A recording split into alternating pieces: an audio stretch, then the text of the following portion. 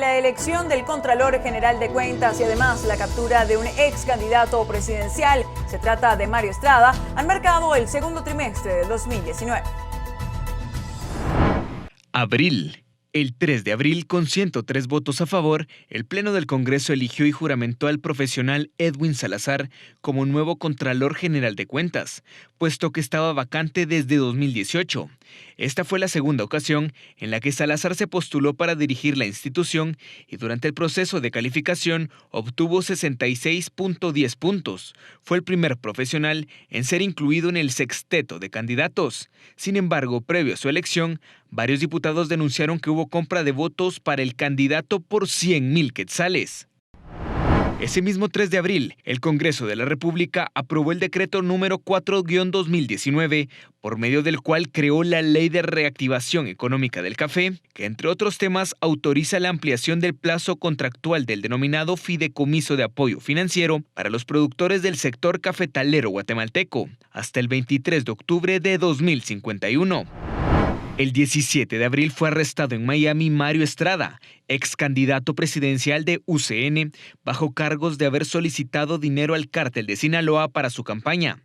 A cambio, prometió al cártel que al llegar al poder daría apoyo para el traslado de drogas hacia Estados Unidos. De acuerdo con las pesquisas, para lograr este objetivo, el candidato ofreció nombrar narcotraficantes en cargos de alto rango en Guatemala.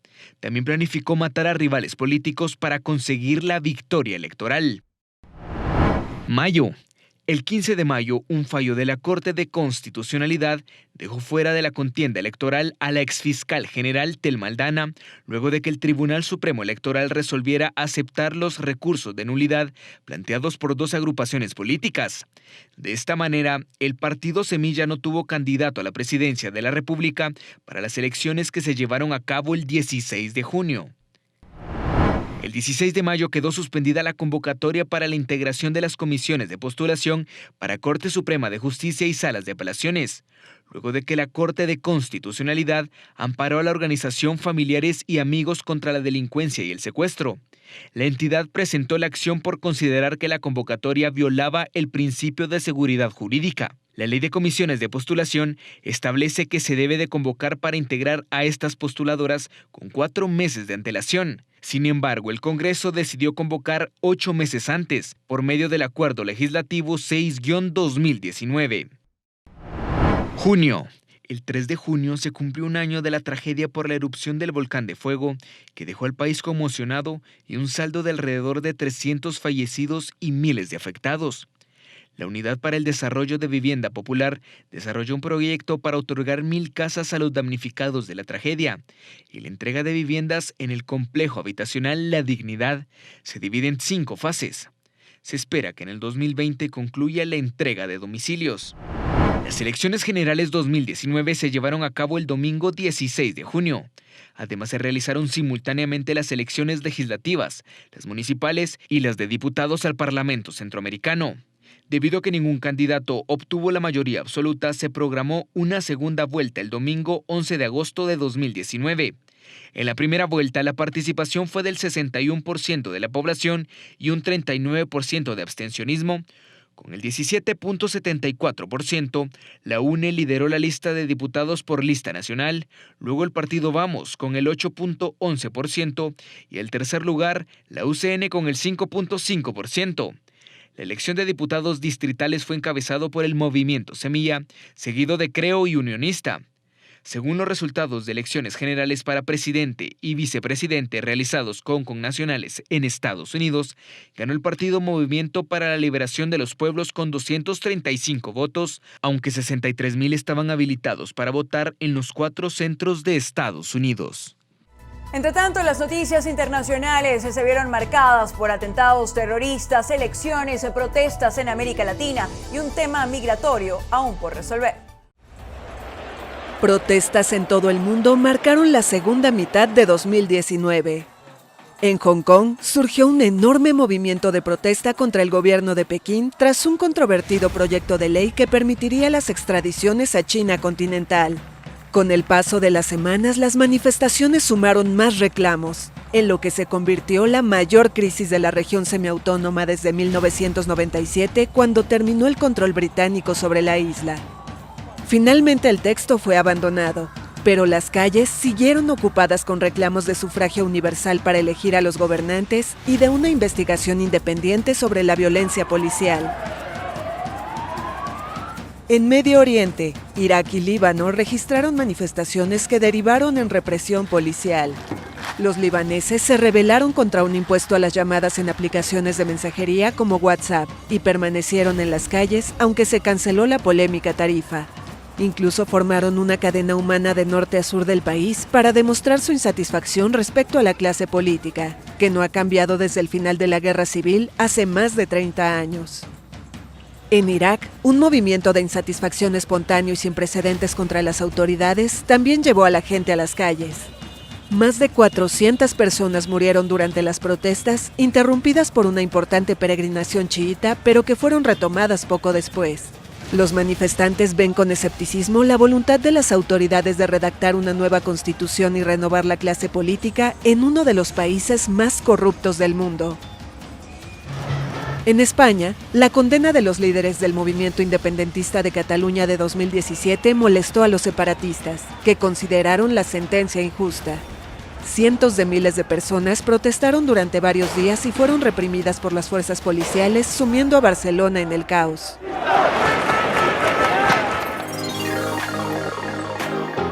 Las calles de varios continentes también fueron ocupadas exigiendo cambios en las políticas ambientales. Como parte del movimiento Fridays for the Future o Viernes por el Futuro, en septiembre jóvenes de todo el mundo sumaron sus voces para reclamar que los gobiernos actúen para detener la emergencia climática. Millones de estudiantes desde Sydney, Mumbai o Estocolmo, hasta Bruselas, Santiago, Nueva York y Río de Janeiro, respondieron a la convocatoria de la joven activista sueca Greta Thunberg para participar en una huelga escolar. Poco después, en Nueva York, la Organización de Naciones Unidas promovió encuentros entre jóvenes y autoridades para tratar el tema. La cumbre terminó con el compromiso de más de 60 países con la neutralidad de emisiones de carbono de aquí a 2050, pero a la vez, Estados Unidos confirmó su salida del Acuerdo de París. En octubre, el Vaticano promovió el Sínodo de la Amazonía para discutir alternativas para la preservación de la región.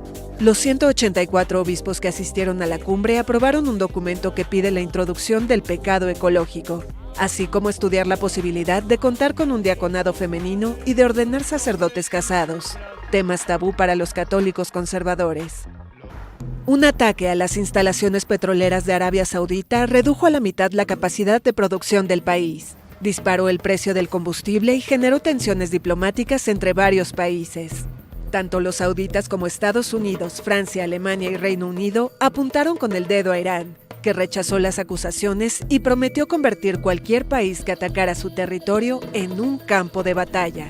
Teherán generó a su vez tensiones diplomáticas en el Golfo al interceptar buques extranjeros. Washington endureció las sanciones económicas contra la República Islámica que ya se aplicaban desde 2018, cuando Estados Unidos abandonó el acuerdo nuclear.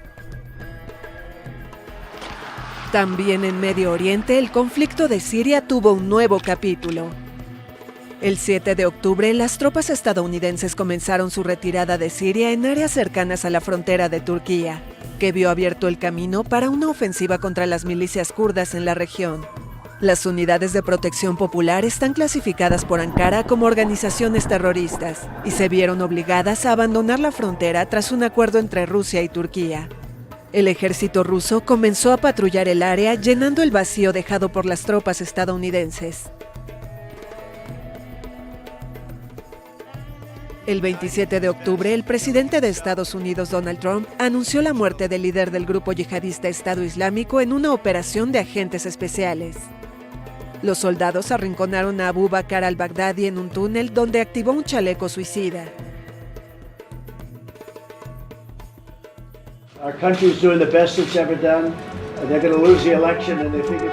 A pesar de esa victoria, Trump enfrentó su mayor desafío político desde que asumió el cargo. El 24 de septiembre, la presidenta demócrata de la Cámara de Representantes, Nancy Pelosi, anunció la apertura de un proceso de destitución formal contra el mandatario. Trump está acusado de violar la Constitución al buscar ayuda de Ucrania para investigar a Joe Biden, ex vicepresidente y uno de los principales candidatos demócratas para postularse a la presidencia en 2020. Ningún presidente estadounidense ha sido destituido por juicio político, pero solo la amenaza puede derribar a un jefe de Estado, como el caso de Richard Nixon, quien renunció en 1974 en medio del escándalo de Watergate. Revisemos a continuación los eventos deportivos que destacaron en el mundo en este 2019. El año 2019 para el deporte comenzó con una tragedia. El avión del argentino Emiliano Sala se estrelló en el Canal de la Mancha. El delantero acababa de acordar su traspaso del Nantes de Francia al Cardiff de Gales cuando tuvo lugar el accidente. El cuerpo del deportista recién fue encontrado tras 2 semanas de búsqueda. El avión no tenía autorización para volar comercialmente y el piloto británico David Henderson, quien organizó el viaje, fue arrestado en junio por homicidio involuntario, aunque luego fue liberado. El planeta se rinde al fútbol femenino. La Copa del Mundo estableció récords de público y audiencia por televisión. El campeón fue Estados Unidos, cuya estrella Megan Rapinoe fue elegida mejor jugadora del torneo y luego del mundo. Después de 13 años, Estados Unidos volvió a perder un partido de baloncesto. En la Copa Mundial celebrada en China, los estadounidenses fueron eliminados por Francia y España ganó la competición al vencer a Argentina en la final. El rugby también tuvo su cita mundial en Asia. Japón recibió el torneo en medio del paso del tifón Hagibis, lo que obligó a suspender algunos partidos. Finalmente, Sudáfrica se llevó su tercer trofeo tras vencer a Inglaterra en la definición y alcanzó a su archirrival Nueva Zelanda en el palmarés. El primer capitán negro de los Springboks, Siya Kolisi, fue ovacionado antes de levantar la copa. Todo un símbolo en un país donde este deporte es un catalizador de unidad.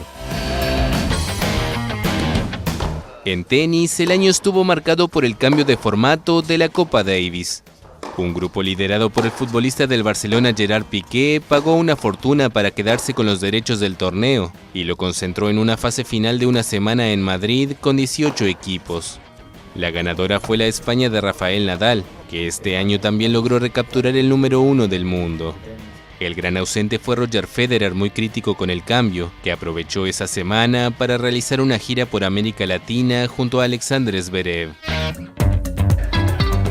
El ciclismo latinoamericano tuvo un año dorado, logrando 2 de las 3 grandes vueltas de la temporada. El ecuatoriano Richard Carapaz rompió todos los pronósticos y se llevó el Giro de Italia, algo inédito en su país. Y tras quedar en la orilla varios años, Colombia alcanzó la tierra prometida y por fin tuvo a un campeón del Tour de France. Egan Bernal se convirtió en el tercer ganador más joven de la competición, con 22 años y medio. La Fórmula 1 despidió en 2019 a la leyenda austríaca Niki Lauda y vio cómo Lewis Hamilton logró su 6º título del mundo.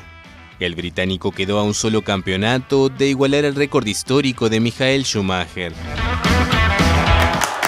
Brasil dominó el fútbol sudamericano. El equipo llegó a la Copa América 2019 con una marca que mantener. Todas las ediciones disputadas en suelo brasileño habían sido ganadas por la canariña. Sin Neymar lesionado, Everton asumió el protagonismo y ayudó al equipo de Tite a llegar a la final contra Perú, después de derrotar a Argentina en las semifinales. En Maracaná, Brasil conquistó su 9º título del torneo, el 5º en casa, e hizo delirar a los fanáticos.